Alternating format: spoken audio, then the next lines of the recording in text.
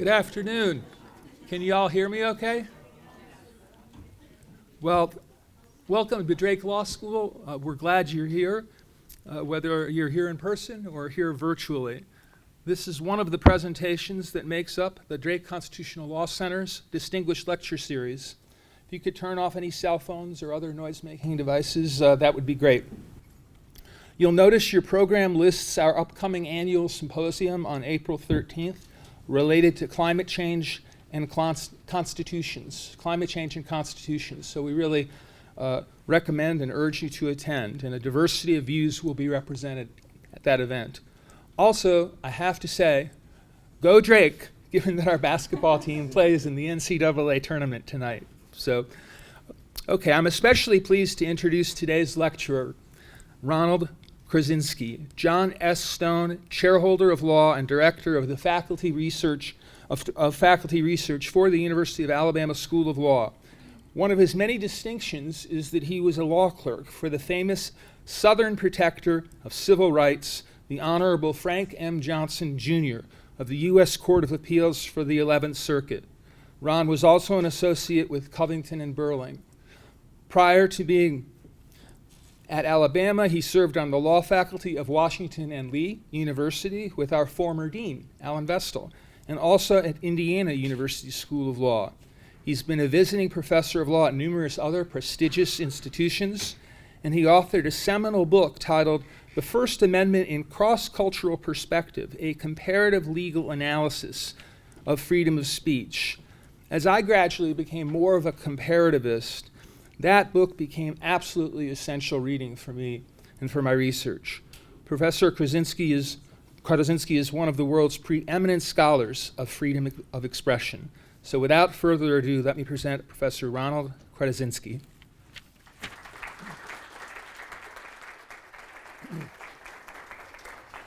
Allow me to start by expressing my thanks to Mark and the Dean and the faculty for having me in and for allowing me to share a project that I've been working on for going on 5 years now. One of the difficulties of a comparative law project is that if you're not from or familiar with a particular legal culture, you can read things and just not understand them, even if they're in English.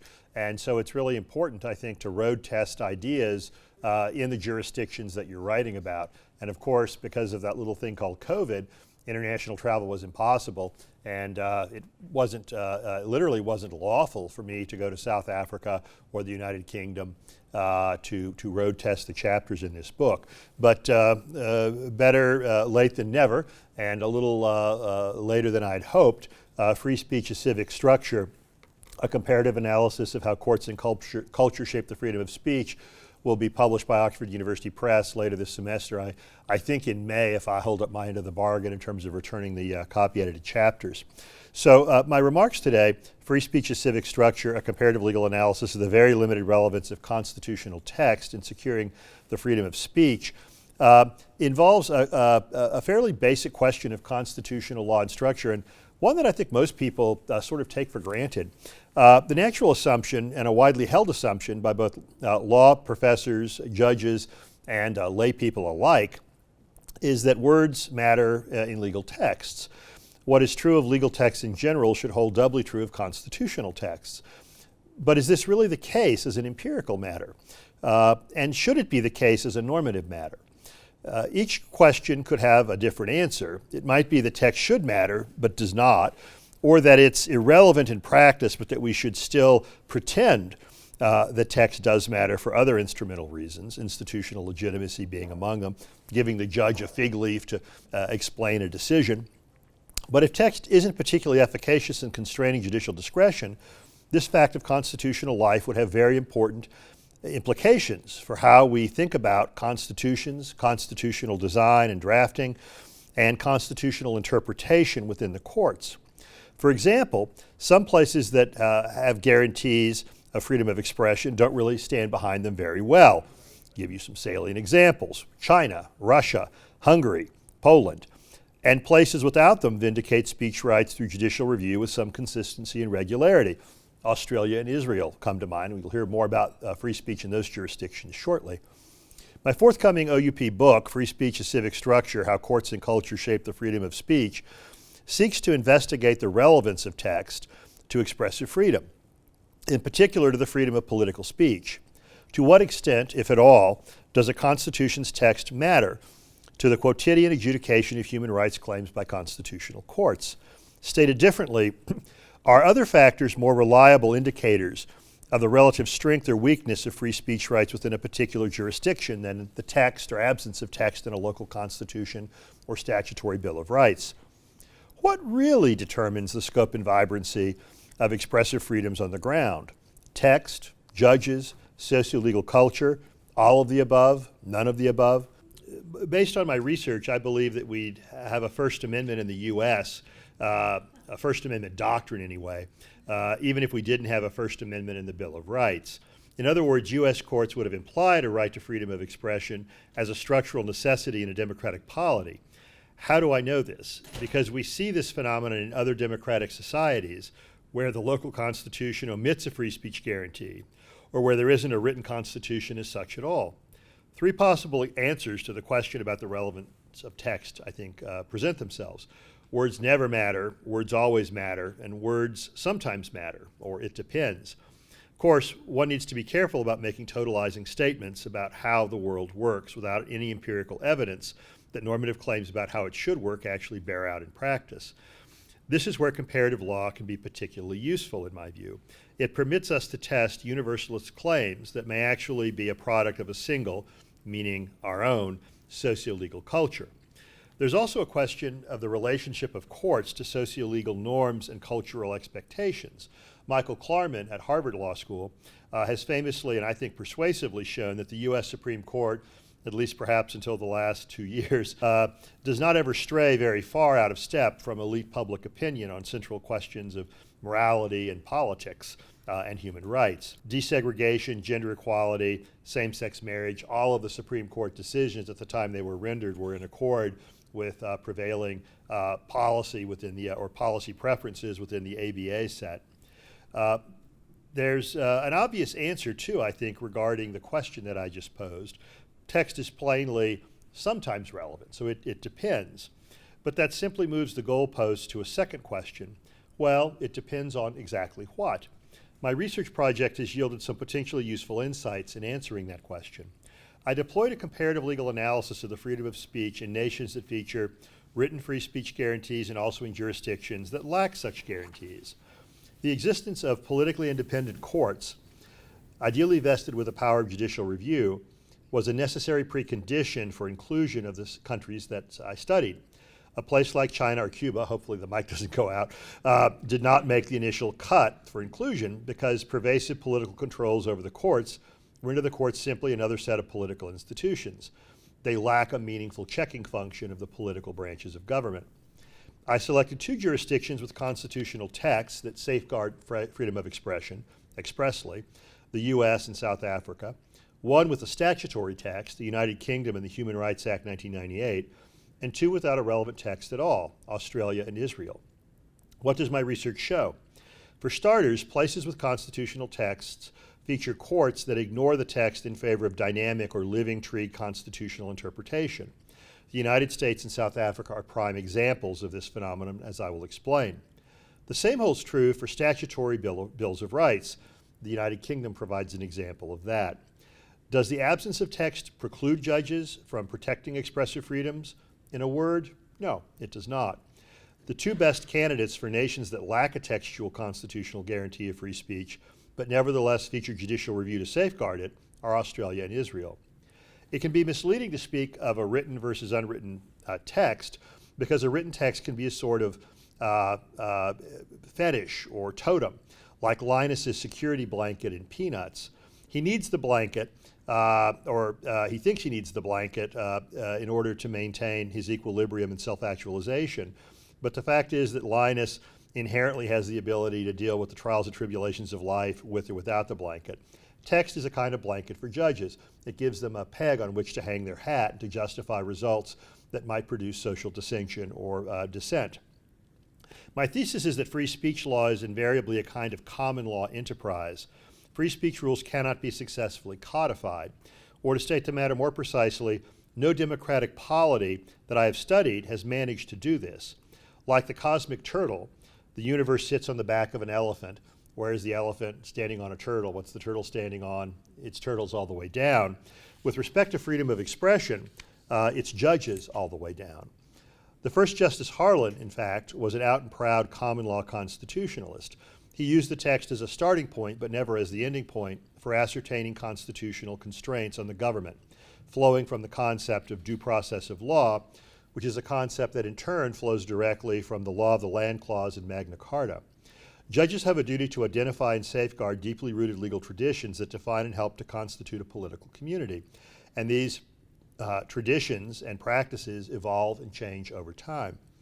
Free speech's civic structure deploys a comparative legal analysis to test my thesis that, with respect to expressive freedoms, it's judges all the way down. And my normative claim that as between judges and politicians, we're far better off with the judges setting the metes and bounds of freedom of expression than with the politicians undertaking this task. Consider my proofs and then decide for yourselves. The U.S. provides a salient starting point. What does the First Amendment actually say? And recall that Justices Gorsuch and Thomas and Alito routinely say the text, only the text not 724. The first words of the First Amendment are, Congress shall make no law. It is the only provision of the Bill of Rights that is self-evidently directed to a single branch of the federal government. Every other provision of the Bill of Rights is written either in the passive voice or generally. And if you think about Chief Justice Marshall's opinion in Barron v. Baltimore, where he says the absence of no state shall in the Fifth Amendment means that Maryland need not observe the Takings Clause, by parity of logic, Congress shall make no law ought to have a constraining effect on the scope of the First Amendment, meaning precisely what? Well, meaning that executive and judicial officials are not subject to being called on the carpet for violations of the First Amendment. They're not Congress, they're not a legislature. Not a single judge ever has paid the slightest attention whatsoever to Congress shall make no law. Textualist, originalist, qu'est-ce que c'est? In addition, the First Amendment contains not one, but 4 independent clauses. Yes, there's the free speech clause, but there's also press, assembly, and petition. One could count on the fingers of 2 hands the total number of decisions over the last 40, 50 years directly implicating assembly, press, and petition. It's all free speech clause all the time. Madison, who drafted the Bill of Rights and the First Amendment, included 4 separate and distinguishable modalities of expressive freedom. Yes, speech, but also press, assembly, petition. What gives the Supreme Court, a Supreme Court staffed with ostensible textualist originalists, the right to completely disregard 3 of the 4 clauses of the First Amendment? Yet they do. And this actually goes back a fairly long time with respect to the Congress shall make no law. In Patterson v. Colorado, which involved sanctions for contempt involving a newspaper editor who was critical of the Supreme Court of Colorado, Justice Holmes says the First Amendment basically means 2 things: no prior restraints and no press licensure. And since neither of those things had occurred, Patterson was punished after the fact for speaking. That was that. Holmes could have landed upon Congress shall make no law to simply say that judicial contempt proceedings, which are not legislative in nature, simply don't implicate the First Amendment. In fact, Justice Harlan, in his dissenting opinion in Patterson v. Colorado, actually mentions Congress shall make no law, but then immediately jumps off into due process analysis and concludes that the Anglo-American legal tradition and the necessities of democracy require protection for speech critical of government and government officials, including judges. The Supreme Court has essentially employed a dynamic, proposive, living tree approach, which has precious little to do with the First Amendment's doctrine and the text. Another example, frankly, the prescription against commercial speech. There's a case called Railway Express involving a ban on advertising on panel trucks in New York City decided in the late 40s. The lawyers for Railway Express, they ran a lot of trucks, so they wanted to sell third-party advertising. They could advertise Railway Express, they couldn't advertise American Express. So they sue. What are their claims? Substantive due process, equal protection, and wait for it, the Dormant Commerce Clause. In 1949, a competent lawyer would not even have thought to file a complaint alleging that a regulation of commercial speech implicated the free speech clause of the First Amendment. It's not until the 1970s, and arguably until 1980 and Central Hudson, that the Supreme Court, applying an audience autonomy model of freedom of speech, provides fairly broad and deep protection to commercial advertising. Now, let me be clear and say that I'm not saying we should go back to the original public meaning of the First Amendment, but if that's how the court is supposed to roll, probably the best evidence we have of the original public meaning of the First Amendment is something called the Sedition Act of 1798. What's that? It criminalized criticism of the Congress and the president. Note who's missing here, the vice president. Anybody know why the Federalists excluded the vice president from calumnies in the press when they wrote the Sedition Act of 1798 in anticipation of the 1800 election? Well, the way the framers wrote the provisions in Article 2 relating to the selection of the president, the person with the most electoral votes became president and the runner-up vice president. So John Adams' vice president was Thomas Jefferson. He was a free fire zone. What else did the good Federalists do? They sunsetted the Sedition Act for March 4, 1801. What's significant about that? March 4 is the date that George Washington took the oath of office in 1789, and so the 4-year term ran March 4 to March 4 with elections in the even-numbered years every 4 years. The Sedition Act turned off the day that Thomas Jefferson and the anti-Federalist Democratic-Republican Congress went into power. And so they were prepared to protect themselves from free fire and criticism, but they didn't want to run the risk of Democratic Republicans putting pro-Federalist newspaper editors in jail. And in fact, David Anderson, in an iconic Law Review article, reports that the opposition press was essentially silenced in the election of 1800. There were 4 or 5 main Democratic Republican papers, and their editors were all tried, convicted, and jailed under the Sedition Act. Now you might say, well, there were different views. Okay, I'll give you another proof about the Sedition Act being a better read of the original public meaning of the First Amendment. Joseph Story, Justice, famed constitutional professor, in his commentaries on the Constitution, he cites the Sedition Act, says every court to consider it sustained it, Congress deemed it constitutional, and a majority of state governments deemed it constitutional. He's writing about 1850.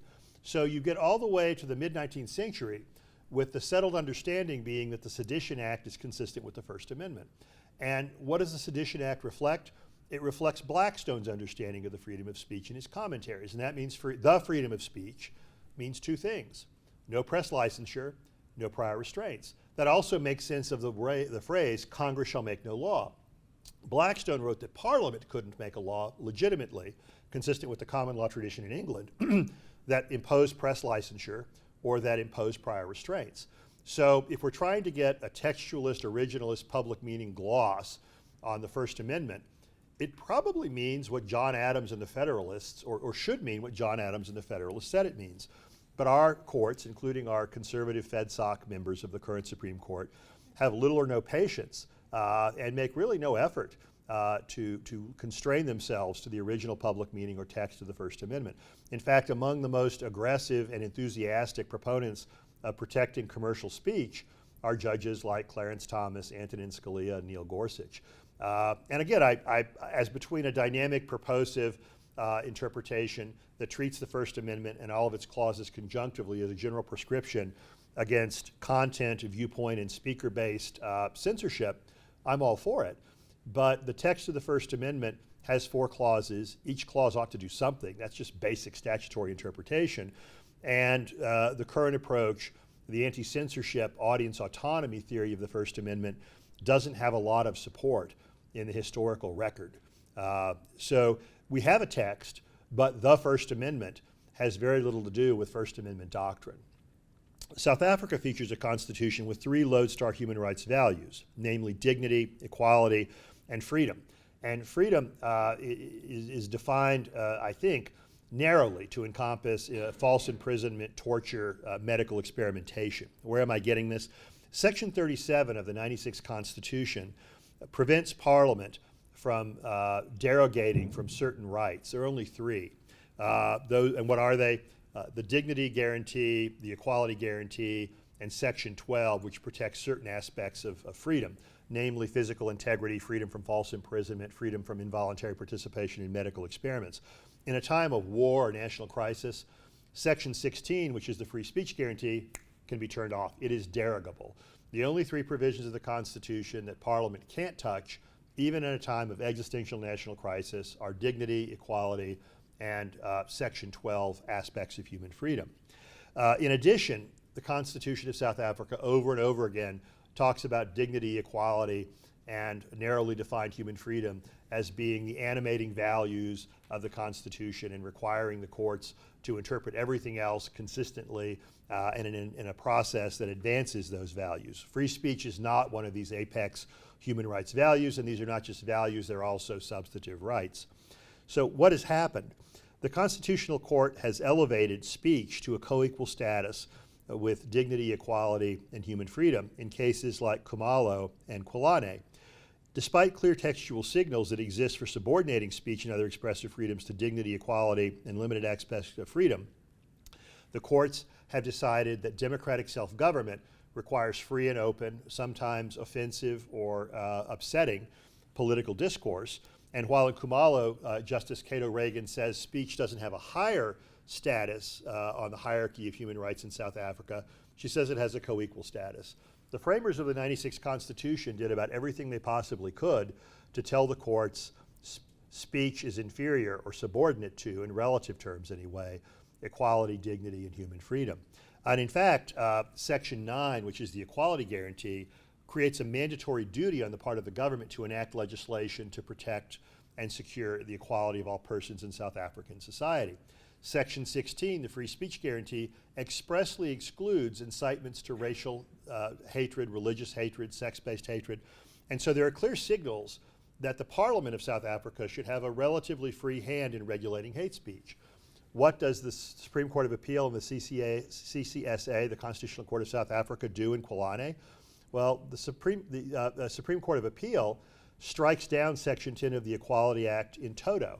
It says essentially that prohibiting, threatening, abusive, or insulting speech violates the ability and the autonomy interest of individuals in South Africa to participate in politics and democratic discourse in ways that are hyperbolic or upsetting. The Constitutional Court restricted and rejected in part the Supreme Court of Appeal's ruling, but it voided one provision of Section 10 of the Equality Act and read down two others to require that speech to be regulable as hate speech not only be threatening or harassing, but that there be a high probability or an actual showing of harm. So a law that had three separate clauses, 10A, 10B, 10C, that all created an offense, 10A is struck entirely, and 10B and 10C are read conjunctively rather than separately to reduce the bite that hate speech regulation has in the political marketplace of ideas in South Africa. Now, I'm not saying as a normative matter the Concord is wrong. What I'm saying is they departed from textual signals that the framers of the '96 Constitution went to great pains to try to set forth. And then you ask, well, why did that happen? And I'll tell you why. The National Party actually loved hate speech regulations. They banned the showing of Roots in 1977 when the miniseries came out. Why? They said Roots inspired or instigated hatred toward white people. And so hate speech regulations were part of the apartheid government's means of social control. And Elvis has left the building. Pick Botha and friends haven't been in charge in Pretoria for 30, 40 years. But the cultural memory, the shadow, the artifact is still there. Average South Africans are deeply skeptical of government efforts to censor speech.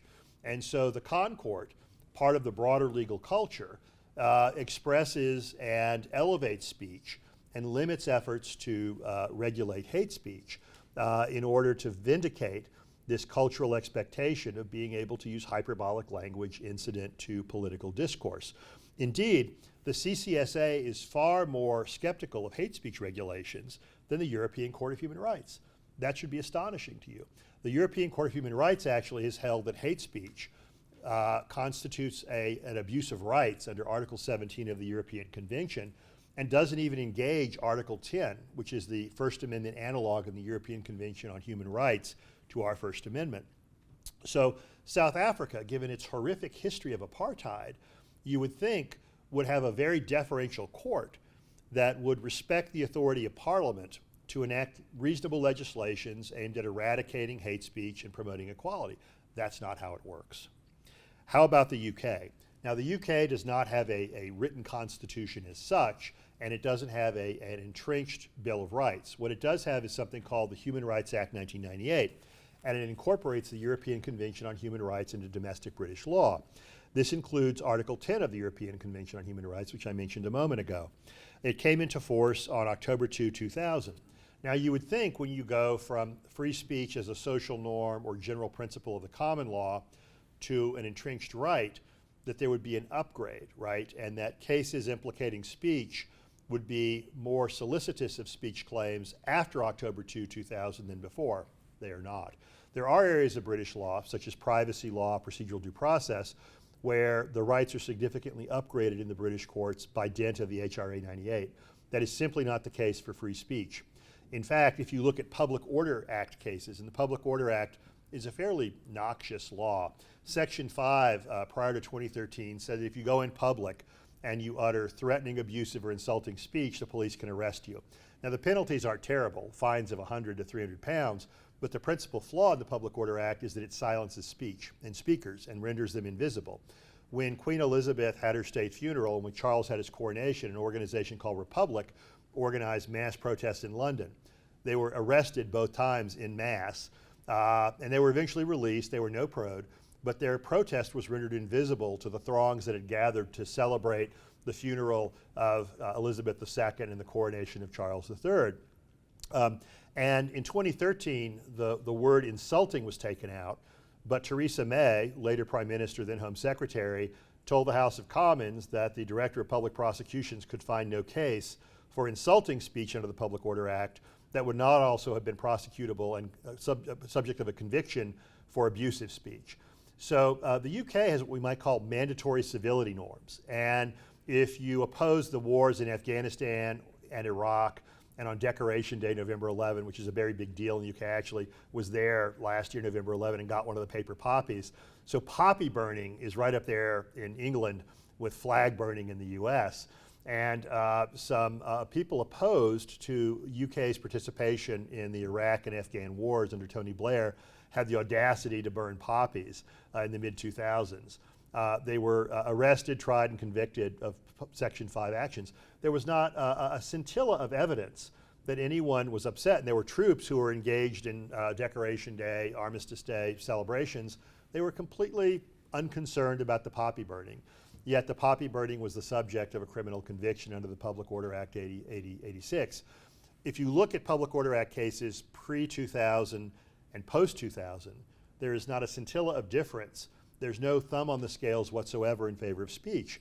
There's another oddity, too, with the HRA. Section 12.4 says that the courts are to give, quote, particular regard to freedoms of speech and press. Now, Section 3 of the HRA says that the domestic courts of the United Kingdom should try to keep British law in sync with the decisions of the European Court of Human Rights in Strasbourg. Almost immediately, the Court of Appeal and then the House of Lords Appellate Committee read Section 12.4 out of the Human Rights Act. They said that because precedents of the European Court of Human Rights require all rights to be treated equally and reconciled, it was simply impossible to have particular regard for Article 10 speech and press rights. Now, they were doctrinally simply wrong. There's a thing called the doctrine of the margin of appreciation, and at least some rights under the European Convention can be given relatively greater or lesser weight within a domestic system of human rights. It would have been perfectly plausible to give higher regard or marginally higher regard to speech and press rights when they conflict, say, with privacy, when Naomi Campbell's coming out of a Narcotics Anonymous meeting, without violating the precedents of the European Court of Human Rights. That's not what the British judges did. They just struck that provision of the Human Rights Act out of the law. That's judges defining the scope of free speech, not Parliament defining the rights of free speech. And one really would have expected an upgrade, I think, in the scope of speech rights and protection for expressive freedoms in the UK after October 2. It's just not there. I could go on, but time is limited. Read the book. Australia and Israel. Australia lacks a written free speech guarantee, but has a written constitution, the Commonwealth Constitution of 1901. Israel lacks a constitution as such at all. They have 14 basic laws, which are passed with simple majorities of the Knesset, which has 120 members. They're not really entrenched, although some of them have provisions that say only an absolute majority of the Knesset can amend them. So in that sense, there's a procedural entrenchment, but it's not like Article 5 of our Constitution, which says you have to have 2/3 of both houses and 3/4 of the states or conventions. So let's start with Australia. In 1992, Australia's High Court of Appeal, which is their apex con court, the equivalent of our Supreme Court, recognized, quote, an implied freedom of political and governmental speech. It did so in a pair of cases, Australian Capital Television and Nationwide News. The Australian federal government had adopted flat bans on third-party political advertising using broadcast radio or television. And you can see why incumbent politicians wouldn't want third parties to be able to agitate for or against candidates for office. They were feathering their own nests by restricting access to the most effective means of mass communication that existed in the 1990s. In 1992, you don't got these. You don't have the internet. You don't have Netflix. Broadcast is how you wage an electoral campaign, and only the existing recognized political parties had lawful access to television and radio to propagate messages related to elections, flat ban. So the HCA, looking at electoral provisions of the Australian Constitution, says, well, the Constitution guarantees free and fair elections to select members of the federal parliament and on constitutional amendments. You can't have free and fair elections without the ability of the people to discuss amongst themselves and deliberate. Therefore, there's an implied freedom of political and governmental communication that encompasses the ability of people to speak about politicians, candidates for office, public policy. And they've been at pains since 1992 to say that it's not a right. It's a structural implication that limits the legislative authority of the federal and state parliaments to distort or destroy the process of democratic deliberation that informs the act of voting. Australia, by the way, also has mandatory voting. Voting participation rates usually are in the 90 to 95% range. You don't actually have to cast a ballot, but if you don't sign the register and collect a ballot, you're subject to a fine. If we were serious about democracy, we might consider something similar, but I'm not holding my breath. They can't even pass a budget. They're not going to adopt mandatory voting, even though I think they'd have constitutional authority to impose, say, a tax penalty like the HCA mandate if they were so inclined in Washington. So how broad and deep is this right? Not very. It requires a legitimate government purpose and some effort at tailoring. So since 1992, and in the most recent cases involving the IFPGC, would-be speakers get slaughtered. It's essentially a weak form of rationality review. So long as the Canberra federal parliament or a state parliament indicate that there was some consideration of how a law would affect speech, the government wins. Now you might say, well, that's terrible. Of what use is that? And I would say as between no judicial review and weak judicial review, you're still better off with weak judicial review. Why? Social psychology teaches us that when a decision maker knows that his or their decision is subject to review by an external person or group, they're more cautious in making that decision. So as between a system in which a legislature has carte blanche to regulate political speech and one in which there's weak form, sort of John Thayer, has to be badly unconstitutional, not merely unconstitutional rule, I think Australia is better off with weak judicial review than no judicial review. That said, I think the justices are too deferential to the political branches, and I also question, even if it's a collective interest and a structural interest, why they haven't expanded the implied freedom to encompass press, assembly, and petition, the correlative rights of free speech. So the IFPGC is a weak, sickly, distant cousin of the First Amendment, yet despite its weakness, it's far better than nothing. Israel was the most interesting and I think intriguing example of the jurisdictions that I studied. Israel's Supreme Court recognized a right to freedom of speech in 1953 in a case called Kol Ham. That means voice of the people, as I understand it in Hebrew. It's essentially the Marbury versus Madison of Israeli constitutional law. Justice, later president, they call the head of the Supreme Court the president, not the Chief Justice, so I'm going to say president, argues in Kol Ham that because Israel is a democratic polity, and this is announced in Israel's 1948 Declaration of Independence, and will use elections to legitimate the decisions of the government, there has to be freedom of speech because you can't have free and fair elections without freedom of speech related to candidates, policies, and governance.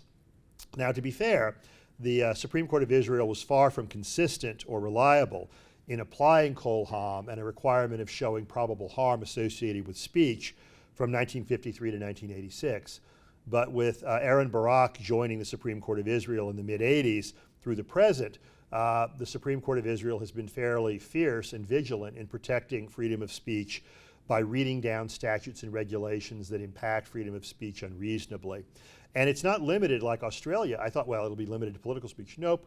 Pornography, commercial speech, any and all forms of speech are protected by the Kol Ham implied freedom of speech from Israel's status as a democratic polity. One might have thought, based on Australia's example, that implied right to freedom of speech will inevitably and necessarily be weaker than an express free speech guarantee. One would be mistaken. Israel's implied freedom of speech is very robust, and the fact that judges have conjured it by implication has not affected significantly its scope of application. The free speech landscape in Israel changed significantly in 1992 with the Knesset's adoption of Basic Law, Human Dignity, and Liberty.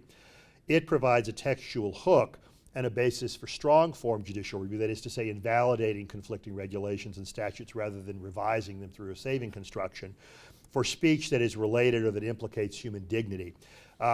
What's excluded from that? Well, commercial speech, corporate speech. Corporations are people. So Kol Ham still provides comprehensive protection for all forms of speech by all speakers, including corporations, whereas Basic Law, Human Dignity, and Liberty provides targeted speech for individuals who exercise an autonomy interest in speaking. And what's interesting, too, is that the implied freedom of speech under Basic Law, Human Dignity has equal status with the rights that are expressly enumerated in Basic Law, Human Dignity. That is to say, the fact that speech is implied rather than expressed has not affected its relative importance vis-a-vis those rights that are expressly enumerated. Another sort of embarrassing fact of the Israeli situation, in 1993 and 1994, the Knesset considered 3 times Basic Law, freedom of expression, and 3 times, whoop, didn't pass it. That has not led the Supreme Court of Israel to cease using Basic Law, Human Dignity as a basis for strong form judicial review to protect expressive freedoms that relate to human dignity. So, those are my proofs. Speech rights, I think, depend far more on judges and on the institutional powers of the courts vis-a-vis the elected branches than on the inclusion or the exclusion or the precise wording of a text. In a democracy, elections, in theory at least, serve to legitimate the actions of government and create a mechanism for we the people to hold the government accountable via our ballots rather than bullets. We could frame this role in the context of speech as the necessity of an umpire, honest broker, when self-interested incumbent politicians seek to regulate speech related to elections and government. And let's own it. Members of Congress, Democratic Party or Republican Party, have a structural conflict of interest when they regulate political speech. Judges are not necessarily politically neutral or ideologically neutral, but in most places at the national level, they are not subject to forms of direct electoral accountability. They don't have a dog in the fight. They stand outside the democratic process. This means that they can serve as a circuit breaker to disallow bogus speech regulations designed to rig the electoral process by incumbent politicians. 3 iconic constitutional theorists have propounded theories of the role of courts in a democratic polity that I think support fairly strongly courts undertaking efforts to use judicial review to protect speech. And my 3 theorists are Ronald Dworkin, John Hart Ely, and Alexander Meiklejohn. Dworkin argues that judicial review perfects rather than perverts democracy. Naked majority rule in Dworkin's perspective isn't self-evidently fair or just. You need judges to ensure that the tyranny of the majority doesn't take hold over things that implicate fundamental rights like freedom of conscience, freedom of speech. If the Mississippi's government wants to declare Southern baptism the official government of Mississippi and require all citizens to support it with their tax money, Dworkin would say the fact that a majority supports that outcome is not a just basis for adopting and enforcing such a law. I think Dworkin is right. And freedom of expression in a democracy is an essential condition for elections to be free and fair. So Dworkin would argue that judicial review to protect freedom of speech, at least in the context of democratic self-government, enhances and improves and helps to make democracy a just form of government rather than usurps legitimate legislative authority. What about John Hart Ely? He's about as far ideologically as you could get from Ronald Dworkin. Ronald Dworkin was a pretty liberal, progressive thinker. Ely is generally thought of as being fairly conservative. He argues in Democracy and Distrust, a theory of judicial review, that courts should use judicial review to protect or in the project of what he calls representation reinforcement. That is to say, Judges and courts need to correct for systemic and systematic failures of the democratic process. The best example is malapportionment.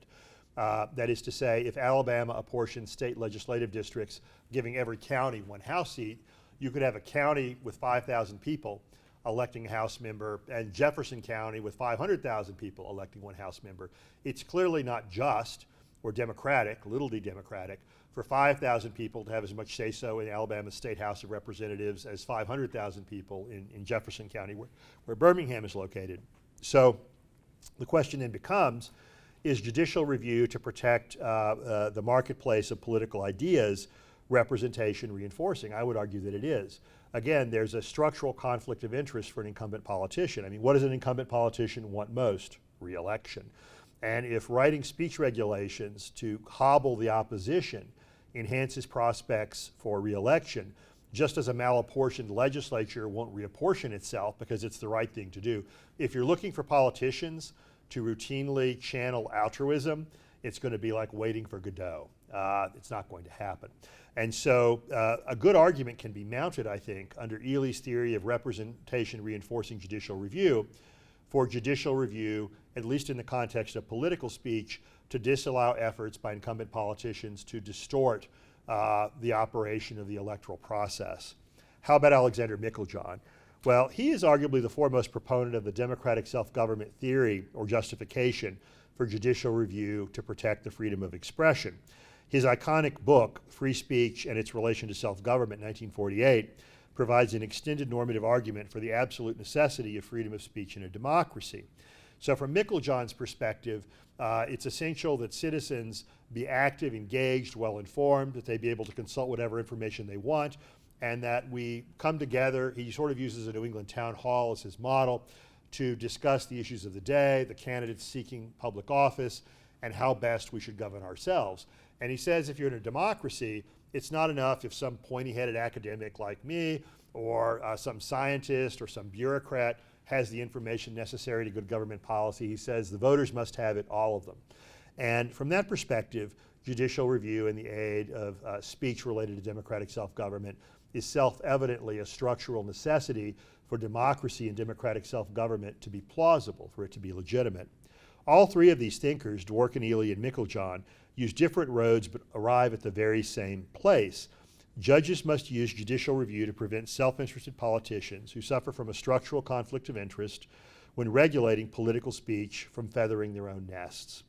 So in conclusion, to cast meaningful votes and for elections to be free and fair, voters must be free to engage in a process of democratic deliberation to seek and obtain the information that they need to use their ballots to hold the government accountable on election day.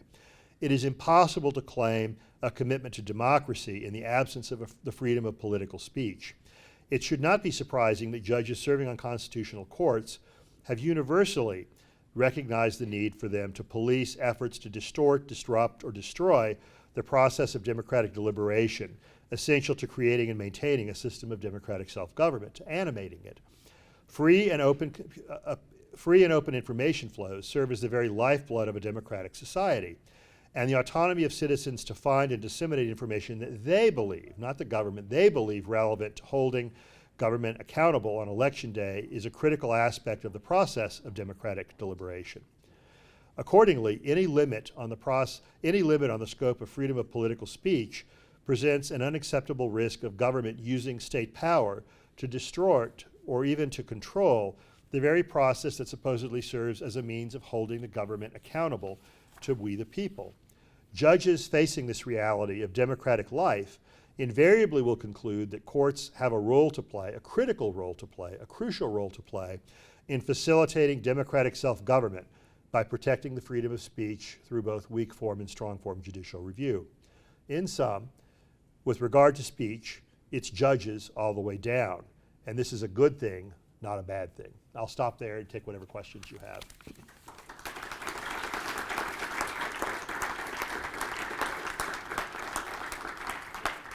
We do have time for questions. So, Someone who grew up in New York City and went through high school in the 1960s and participated in many demonstrations in New York City, I enjoyed your talk, and I find one of the most onerous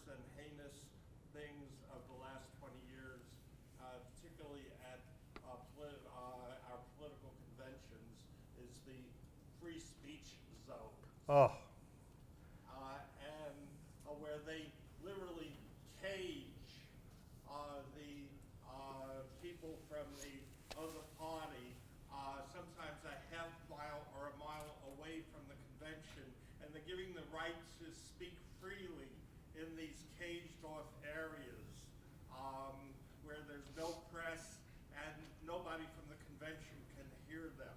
I'd like to get your thoughts on this. sure. And I wrote an earlier book published by Yale University Press called Reclaiming the Petition Clause. And in that book, I cite this as a salient example. I think citizens ought to be able to speak their truth to power, their version of it, within the sight and hearing of incumbent politicians.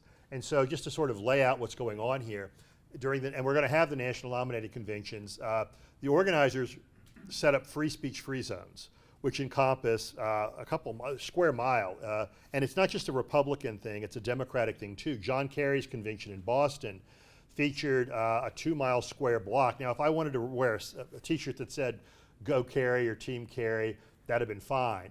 But if I had "Kerry sucks," I would be told I couldn't enter the perimeter. And this, we're not talking about entering the convention itself or even the actual Fleet Center parking lot. We're talking about a 1.5 mile square around it. Where was the designated free speech zone? It was 1.5 miles away, and the district judge who heard the case said that it resembled a prison camp, a concentration camp out of World War II, with fencing and razor wire atop. There was no media, there was no access to the candidates or the party leaders. This also happens when presidents go to speak. Occupy Wall Street wanted to protest outside a fundraiser that President Obama was having in Manhattan. They were all arrested along with the journalists trying to cover the Occupy Wall Street protests. What happens? Well, the courts, using the time, place, and manner doctrine under the First Amendment, which relates to a case called Ward v. Rock against racism, say that the government has a compelling interest in security. Here's the problem with the analysis the lower courts have used, and the Supreme Court has never taken this up. The local government officials and law enforcement, Secret Service, are never required to actually prove that there could be trouble. And you know what the ultimate proof is? It's like the bloody shirt that the veterans of the Civil War used to bring to the rallies. The bloody shirt is, wait for it, the WTO riots in Seattle when a Starbucks had the window blown out. This was years ago. This was in the 90s, for God's sake. But the local sheriff and the organizers of the convention will wave the WTO riots in Seattle and say there could be trouble. And the courts then sustain as a reasonable time, place, or manner restriction, banishing all protest proximate to the event, which means that those who wish to speak their version of truth to power can't do it. I have a really telling and kind of poignant example in that book. So Cindy Sheehan had a son who was killed in Iraq, and George W. Bush had this ranch in Crawford, and his motorcade would travel through rural Texas to this ranch. And on a public right-of-way, she set up something called Camp Casey. And Casey is her son who was killed. And the local government, as a security measure, banned all fixed protest proximate to the presidential motorcade route. So what did Cindy Sheehan do to bring her version of truth to power to President Bush? She fucking brought property on the route, so she was a property owner, using his death benefit, I'm not making this up, and she set up Camp Casey on the land she bought using his death benefit from the US Army. You had to own property in order to speak. That's just not how the First Amendment should work. If we were a mass participatory democracy, one person, one vote, all citizens have to have a meaningful ability, if they have the inclination, to engage in the process of democratic deliberation. The lower federal court cases on using security as a pretext for banishing protests from the sight or hearing of government officials, party leaders, is complete bullshit. But I'm not confident, because after 9/11, if you say security, you just whisper it, security. That blur you saw that looked like a flock of ravens taking off are the federal judges heading for the exits. It's embarrassing. You know, Vince Blasey wrote, he's a professor at Columbia, very brilliant First Amendment scholar. He was the protege of a guy named Harry Calvin. There's this lineage of free speech theorists, that Alexander Meiklejohn, Harry Calvin, Vince Blasey. And Blasey wrote an article in the 80s in the Columbia Law Review called Free Speech and the Pathological Perspective. And he argued that we need judges to be particularly vigilant in times of national stress and turmoil, and we can afford to go a little easier in times of fat and plenty. And of course, empirically, the reality is the exact mirror image of what Blasey says we need to do. When everyone is fat and happy and feels pretty comfortable about life, judges are willing to stick their necks out because the social cost of protecting speech seems pretty low. But after a 9/11 or an October 7, using Israel as an example, judges tend to be remarkably cautious. And a professor at Missouri, Christina Wells, wrote a very, I think, persuasive argument called Fear and Loathing in Constitutional Interpretation, or something like that. And she talks about the Dennis case and the Red Scare of the 50s. And she does a deep dive into cognitive psychology and shows that judges are just as susceptible to mass fear and hysteria as everyone else. And so during the Red Scare in the 50s, when our government was banning the Communist Party, let me repeat, banning the Communist Party of the United States, putting their leaders in jail. In fact, if you wonder, can someone run for president after being convicted of a felony and jailed? Ting, the answer is yes. Who did it? Eugene Debs. He was a labor organizer and he ran for president from a jail cell. So during the Bolshevik scare, 1917, 1921, and then during the Red Scare, that's when we needed the judges the most, and that's when they were available the least. And I'm actually going to, I'm going to shut up in a second, but Mark mentioned that I clerked for Frank Johnson. That was a remarkable experience. He desegregated virtually every public institution in Alabama. He put the state's prisons and mental hospitals into receivership using something called a structural injunction. Katzenbach and Nicholas Katzenbach and Owen Fiss have called, Burke Marshall have all characterized him as the John Marshall of the district courts. He wrote the opinion the Supreme Court overturned in Bowers v. Hardwick. He wrote Plyler v. Doe, which the Supreme Court affirmed. We need judges like that. I mean, he was threatened with death. The Ku Klux Klan firebombed his mother's house. The Klan is not very smart. His dad was dead. She was listed as Frank M. Johnson Sr. He was Frank M. Johnson Jr.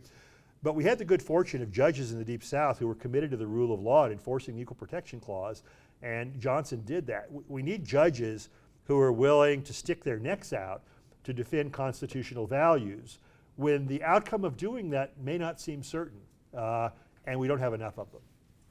We've hit 4 o'clock, so unfortunately we do have to stop. I want to thank you so much for your presentation and for putting up with our technology. Oh, happy to be here again. Thank you.